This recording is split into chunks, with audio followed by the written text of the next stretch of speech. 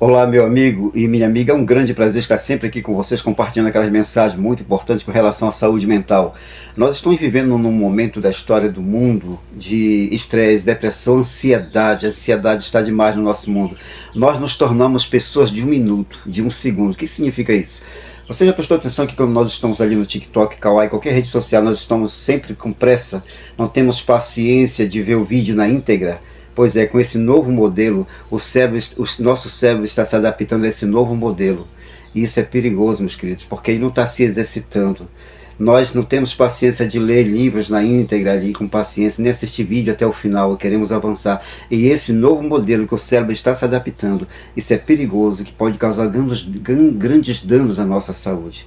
Então hoje a nossa mensagem, nós vamos falar num contexto diferente. Eu só citei isso como exemplo de como nós estamos vivendo nos dias de ansiedade, né, que não temos mais paciência. Ansiedade, depressão, estresse é que está acontecendo nos nossos dias. Hoje eu quero transmitir para vocês uma mensagem importante. O tema da nossa mensagem de hoje é sobre as ambições e a felicidade. Qual é a relação que tem entre a ambição e a felicidade? Nós vamos ver essa mensagem maravilhosa. Tenho certeza que você vai gostar dessa mensagem. Então seja bem-vindo, meu querido amigo, seja bem-vinda, minha amiga, para essa linda mensagem de hoje. Eu gostaria de dizer para vocês que parece até um contrassenso dizer que vocês sabiam que às vezes um homem ele encontra no fracasso a felicidade que ele não encontrou no êxito? Pois é, isso é verdade. Foi exatamente isso o que aconteceu a este homem da história que eu vou contar para vocês.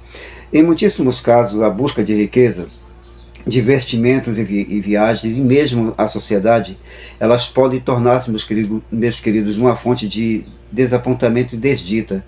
Então este homem, ele descendia de oficiais navais da Nova Inglaterra.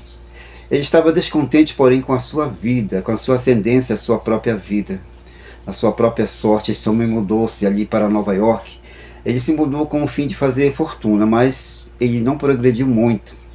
Até que, juntando ali as suas economias e mais algum empréstimo que ele fez, ele comprou, meus queridos, uma fábrica em Nova Jersey.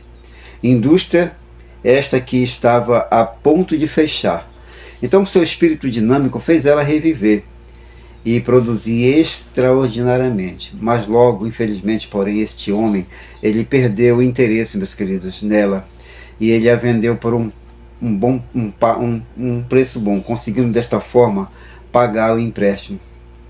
E então ele comprou uma fábrica, repetindo também, com a mesma o processo da ressurreição e revenda.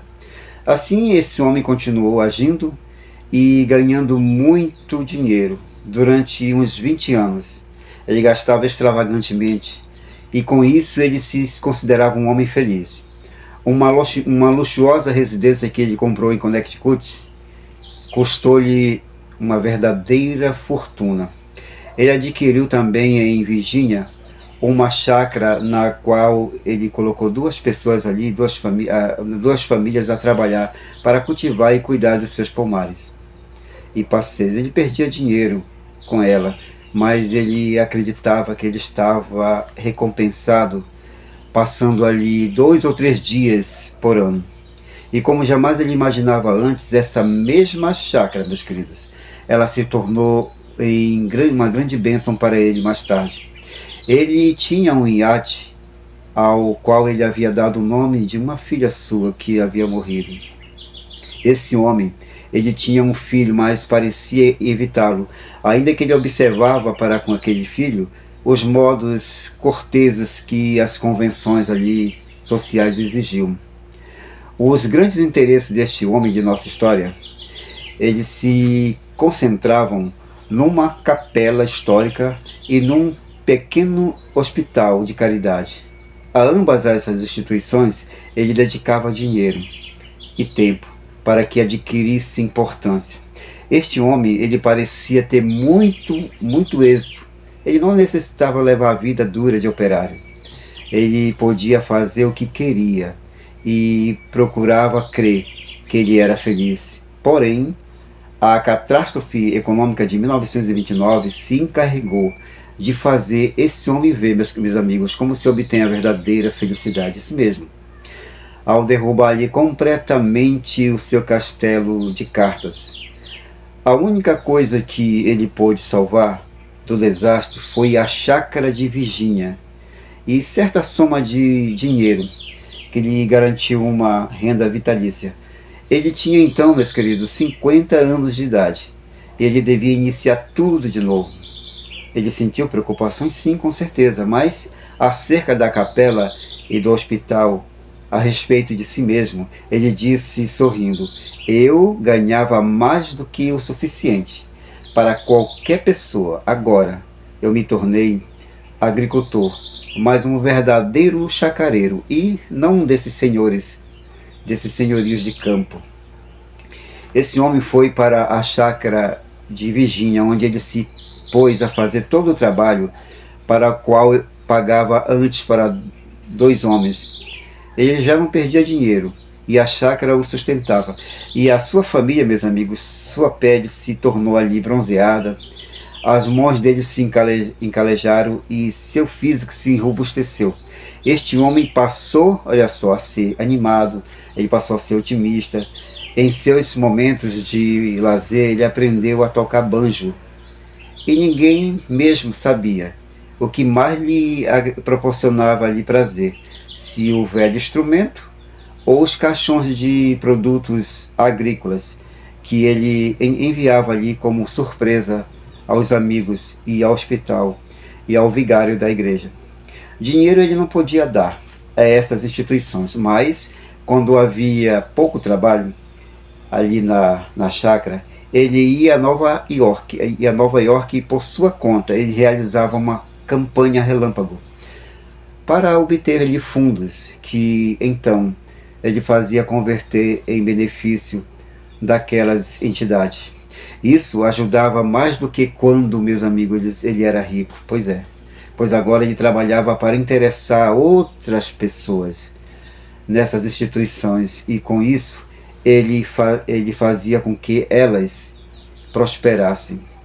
Na verdade, um homem verdadeiramente feliz, meus amigos, ele irradia o bom espírito, e o filho deste homem que havia se afastado dele, voltou para casa e declarou certa vez, ele disse assim: meu pai é certamente um homem transformado. Agora me dá prazer em tratar com ele. Antes meu pai era mordaz, insuportável. Agora é agradável viver com ele. E parece encontrar prazer na vida. Aquele filho havia percebido uma grande verdade. Aos jovens psiquiatra é ensinado como distinguir entre as pessoas que são felizes e as pessoas que não são felizes. Quando este homem ele lutava para acumular riquezas, a felicidade que ostentava era falsa. Isso era provado pelas desinteligências que ele permitia que reinasse entre si e sua família. A facilidade com que ele se ofendia. Quando, porém, lhe aconteceu esse desastre, que mudou completamente seu modo de vida, agora este homem, meus amigos, foi obrigado a ajustar suas ideias a uma nova escala de valores. Desapareceu-lhe ali a tensão nervosa, e o homem se tornou uma pessoa feliz, um companheiro agradável. Nós vamos ver nesse momento a matemática e a felicidade, isso mesmo. É sumamente interessante a explicação que dá os psicólogos deste fenômeno. Vejam só, segundo eles, há uma maneira muito fácil de você saber se você é feliz.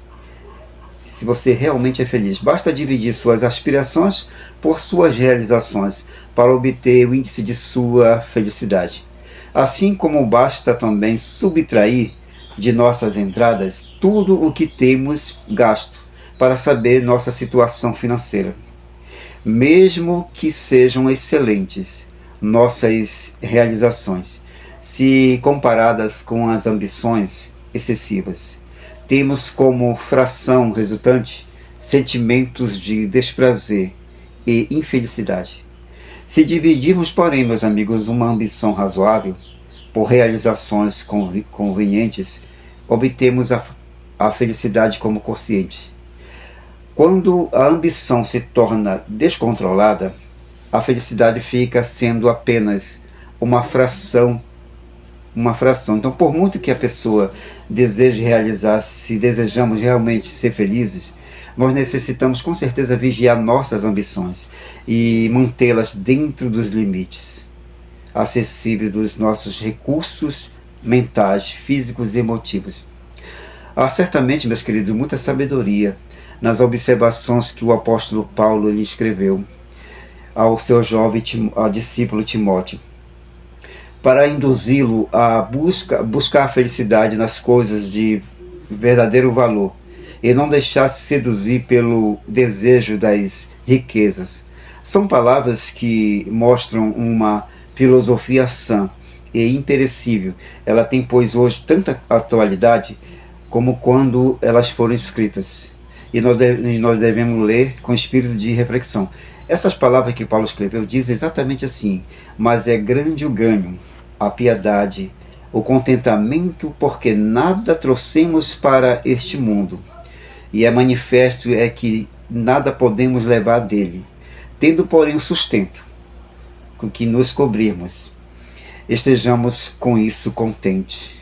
Mas, meus queridos, os que querem ser ricos, Paulo continua, eles caem em tentação e enlaçam em muitas concupiscências loucas e nocivas, que submergem aos homens na perdição e ruína, porque o amor do dinheiro é a raiz de toda espécie de males, e nessa cobiça alguns se desviaram da fé e se traspassaram a si mesmos com muitas dores. Nós vamos ver como discernir a falsa felicidade. Exatamente, muitas vezes nós encontramos pessoas com riqueza e outras sem riquezas, que pretendem ser felizes e no fundo elas não são felizes. Elas oferecem uma fachada de alegria buliçosa e de atividade social, de despreocupação pelo dia de amanhã, de personalidade agradável e até de êxitos aparentes na vida. Mas quando essas pessoas, meus amigos, elas estão sozinhas, elas sofrem de melancolia, descontentamento, e são seres que podem viver com as outras pessoas e fazê-las boa companhia, mas não podem viver consigo mesma. Vejam só essa história. Conta-se que certo médico inglês, ele recebeu um dia a visita de um hipocondríaco que vinha consultá-lo para que o curasse de sua eterna melancolia. Qual não foi a surpresa do psicólogo quando, ao recomendar ao paciente que fosse ao teatro para assistir ao famoso cômico Carlos Mateus, que naquela época lhe divertia toda Londres? O médico recebeu a seguinte resposta: mas doutor, acontece que sou eu, o doutor, o próprio Mateus, que estou aqui falando diante do Senhor com você. Então, minha amiga e meu amigo, pode ser, meus queridos, obrigação do humorista fazer rir a seus semelhantes, mesmo à custa de sua própria miséria. Mas quantos daqueles a quem divertem procuram com hilaridade desprezar a solução de problemas que os impedem de ser realmente felizes? Na verdade, eles deveriam lembrar que as experiências não podem enganar, que as aparências não podem enganar. Sempre a falsa felicidade fica totalmente desmascarada. Devemos tomar cuidado, meus queridos, com as aspirações exageradas, isso mesmo. Voltando agora aqui ao caso daquele homem do qual nós estamos falando, quando ele sonhava ser feliz, suas atitudes para ser feliz levaram ele tão só a uma falsa felicidade. A fração que resultava era desfavorável, pois as suas aspirações eram demasiado altas. Este homem era presa de tensão nervosa e de sensibilidade exagerada. E o desastre, porém, obrigou ele a mudar seus objetivos. Ele decidiu ficar satisfeito em ganhar boamente a vida e ter uma aspiração simples.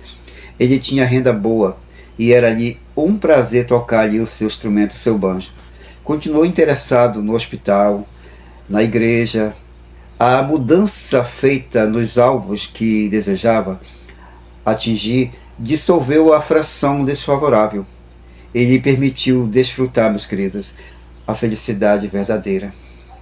Antes, este homem, ele arruinava a felicidade dos filhos ao apresentar-lhe altas realizações de arte como o que esperava e exigia-lhe de seu filho. E, infelizmente, meus queridos, este é um erro que cometem muitos pais hoje em dia com seus filhos. Sem dúvida, uma pessoa sem fibra, ela não tem algo na vida. Mas a pessoa realmente feliz, meus amigos, é aquela que se propôs a alcançar um objetivo correspondente ali às suas forças.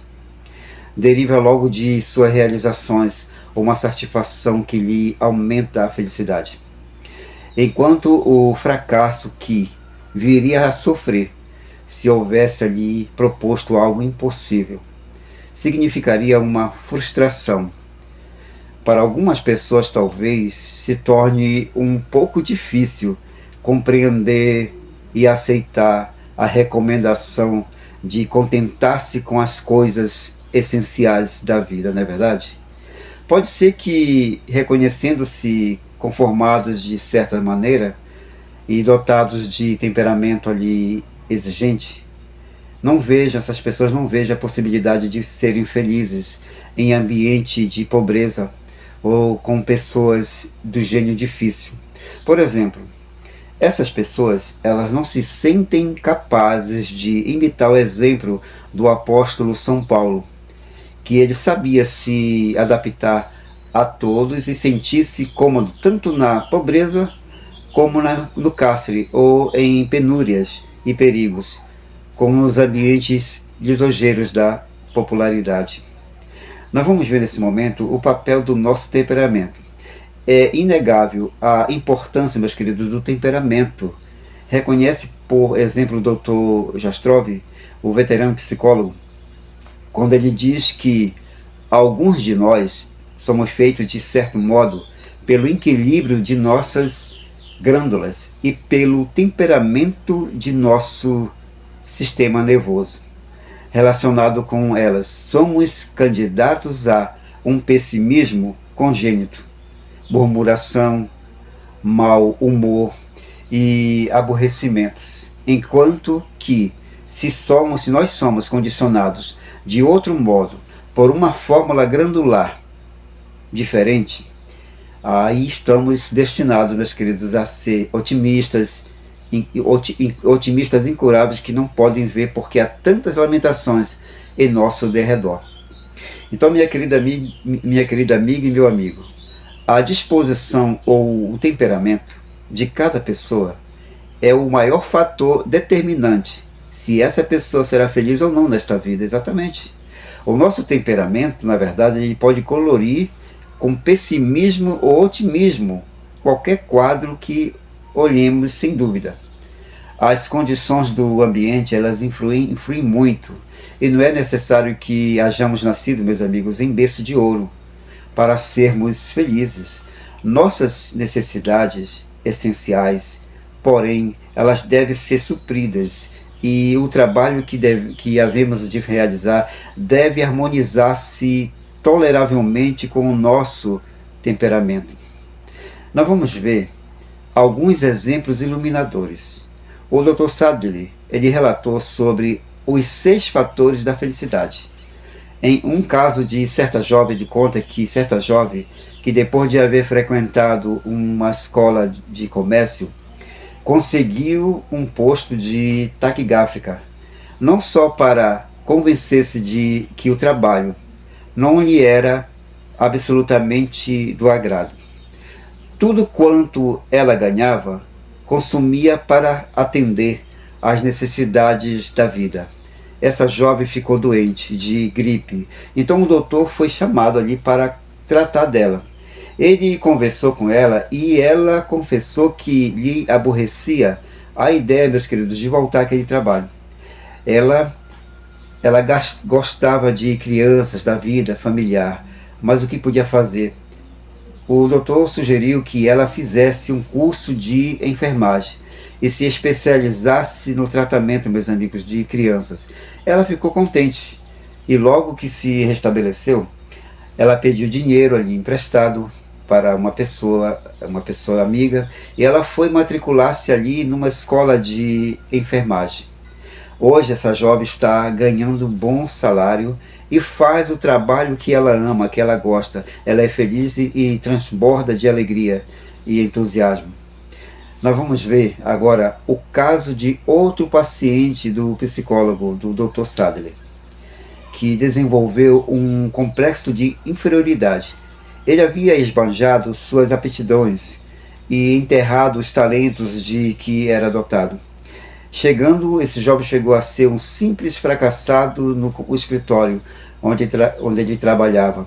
O estudo de seu caso era difícil. O doutor aconselhou que este homem renunciasse este posto e começasse a vida de novo. A princípio, a ideia de retirar-se às novas lutas, meus queridos, provocou grandes temores, mas por fim, este homem ele necessitou de 1 ano para encontrar um novo emprego e gastou a maior parte de suas economias. Finalmente, ele encontrou uma colocação onde a sua individualidade não era suprimida e suas aptidões, meus queridos, eram apreciadas. Naturalmente, se adaptou muito bem. Ele havia encontrado o trabalho segundo a sua vocação. Então, meu querido amigo, minha querida amiga, o nosso alvo é ser feliz. Uma maneira de obter isso consiste em reduzir nossos desejos de maneira que, mesmo as condições da vida mais miseráveis, possam satisfazer isso. Por exemplo, em sua forma extrema, nos bastaria ali uns molambos e sandálias, um pedaço duro de pão e um teto de palha. Todas as demais necessidades, elas ficariam suprimidas. Isso mesmo. Mas na verdade, meus queridos, são poucas as pessoas que topam, que aceitam esta solução, diz ali o Dr. Sadler. A maioria de nós não se preocupa muito em saber se são felizes ou não, isso mesmo. E outros seres humanos, seres semelhantes, submetidos às privações da vida, ou se em seu ideal austero, têm renunciado ao desejo de felicidade, posto que pensamos e vivamos de forma muito diferente. Podemos tomar, meus queridos, nota do caso e lembrar que a redução das necessidades, a simplificação dos desejos e certa disciplina na arte de renúncia, com certeza isso vai aumentar a nossa felicidade, ao invés de diminuí-la. E eu quero dizer para você que a maneira comum de perseguir a felicidade, ela consiste em ganhar mais, gastar mais e obter maior quantidade de bens. Então, minha amiga e meu amigo, a busca desenfreada de riqueza ou de prazeres não assegura a felicidade de jeito nenhum. Perseguimos algo que não alcançamos. Quanto mais temos, mais desejamos, não é verdade? Então, meu amigo, a felicidade, minha querida amiga, se refere a um ajuste para longo prazo, isso mesmo, não a um prazer momentâneo. Se eu sou feliz, de forma geral e permanente, é em razão de eu haver alcançado os objetos maiores de minha adaptação geral da vida. Sou feliz em meu trabalho, feliz em minha família e entre os meus amigos. Feliz por quê? Porque tenho obtido algumas satisfações e êxitos. Tenho certo sentido de haver vivido de forma significativa e talvez de haver contribuído para fazer do mundo um lugar mais feliz para os meus semelhantes. Se sou feliz, é porque apesar de minhas aflições e meus momentos de desdita, a balança se inclina um pouco a meu favor. Em tudo isso, o temperamento, meus amigos, conta muito, porém também influencia a disciplina da pessoa na higiene mental, aí no controle que exerceu para impedir que os deslizes e desditas e descidas não impeçam a nossa recuperação e as ascensões. Isto nos sugere uma reflexão que talvez oferecerá certo consolo aos que perguntam por que sofrem tanto nesta vida, ainda que tenham possivelmente parte na culpa, devem ao fato de não se encontrarem, meus amigos, entre os seres inferiores da criação. Com efeito, se é verdade que podemos calcular nosso grau de felicidade dividindo nossas realizações por nossas aspirações, ou comparar nossos desejos com os meios que temos para satisfazê-los, fica logicamente aqui explicado, meus queridos, por que os humanos melhor equipados, mental e espiritualmente, são em geral poucos felizes, e entre esses é elevado o número, meus queridos, dos neuróticos, isso mesmo. Eles fixam para si alvos muito elevados, são muito exigentes consigo mesmos. E ainda quando se elevam a maiores alturas que a maioria, eles ficam sempre por baixo do nível a que queriam alcançar e não podem sentir-se satisfeitos. Sem dúvida, meus amigos, os seres humanos que mais têm desenvolvido suas faculdades muito superiores e que, portanto, são os mais capacitados para sofrer quando vão pelo caminho errado, são também os que podem encontrar o gozo mais doce quando cumprem as leis da vida. E eu quero te dizer que é possível mudar o nosso temperamento, com certeza, ou transformar nossa personalidade, com o fim de alcançar a máxima felicidade. E, sobretudo, compreenderemos a importância, meus queridos, suprema, que tem a adoção de uma correta filosofia de vida. Nós vamos ver nesse momento se você ou eu temos uma personalidade influente. Isso mesmo. Responda para você mesma, para você mesmo, as seguintes perguntas. Conserva você a alegria quando alguém te critica? Sim ou não? Você lê extensamente ali acerca de seu trabalho? Sim ou não? Você se mantém, minha querida amiga, meu amigo, animado quando as coisas vão mal? Sim ou não? Você consegue que os demais trabalhem em vez de você trabalhar por eles? Sim ou não? Você toma suas decisões a tempo? Sim ou não? Você está sempre livre de preconceitos raciais, religiosos, de classes? Sim ou não? Expressa você sinceramente suas opiniões sem pedir desculpas? Sim ou não? Você elogia as pessoas que fazem algo bem? Sim ou não? Critica você as pessoas, minha querida, sem despertar antagonismo nelas? Sim ou não? Você pode concentrar-se em condições desfavoráveis e ruidosas? Sim ou não? Você assume a responsabilidade de seus erros sem culpar os outros? Sim ou não? Você examina suas decisões durante uns momentos antes de pronunciá-las? Sim ou não? Você toma rapidamente decisões, porém sem precisar de segurança? Sim ou não? Você fala como quem tem confiança no que diz? Sim ou não? Deixa você completamente à vontade as pessoas com quem você fala? Sim ou não? Tem você um sentido do bem ou do mal, sem que por isso sermoneie a ninguém a respeito? Sim ou não? Olha você nos olhos das pessoas com quem você conversa? Sim ou não? Você sabe apreciar uma piada mesmo ali a seu respeito? Sim ou não? Minha querida amiga e meu amigo, eu quero te dizer que quanto maior for o número de respostas afirmativas que você responder para você mesmo, tanto maior será a das possibilidades de você ter uma personalidade capaz de influenciar nas outras pessoas e guiá-las.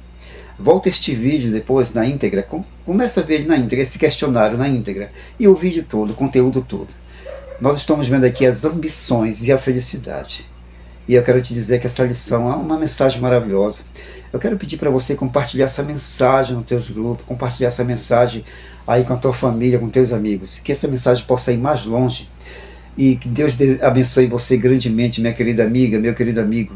Vimos aí a relação das ambições e da felicidade. Que dica maravilhosa, que lições maravilhosas, lições ricas, que você e eu possamos seguir esses exemplos iluminadores e que essa mensagem seja uma bênção para você. Na tua vida, minha querida amiga, na tua vida, meu amigo, é o meu sincero desejo. Valeu, gente, um grande abraço, até o nosso próximo vídeo, fique todos com Deus, amém. Tchau, tchau.